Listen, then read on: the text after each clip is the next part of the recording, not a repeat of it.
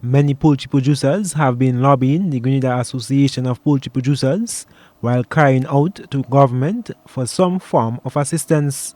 Association President Jason Phillips says smaller producers face an even dire strait, having to sustain massive losses amidst an increase in poultry feed. Well, it has been a catastrophic disaster for small farmers. Literally speaking, we have farmers who at this point in time cannot, and I repeat, cannot cover their basic production costs. It is gotten to the point now where farmers are literally competing against farmers.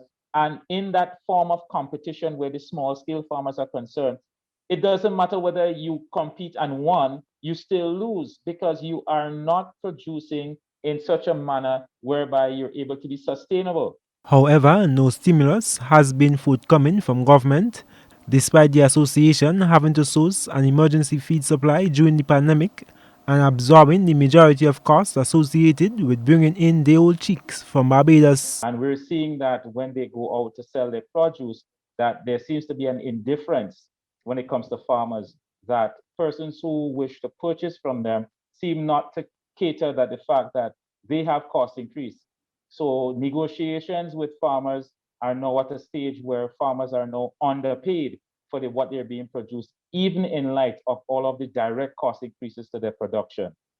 We have called repeatedly for assistance from the government. We have called repeatedly from assistance from all of our other stakeholders in terms of to bring this matter to bear. Philip tells GBN that added to the losses, farmers are not currently paid the prices based on the increased cost of production. You know, our government has a responsibility to protect the interests of investors.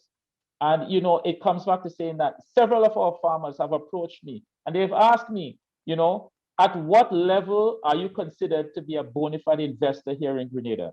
What does it take for you to be taken seriously? Do you have to spend $10 million? Do you have to spend $20 million for you to be taken seriously? So are we, the small farmers, not investors also? Philip says farmers are seeking direct intervention from government to mitigate against the many struggles faced while creating a climate for farmers to be successful. I am Gerard Joseph for GBN News.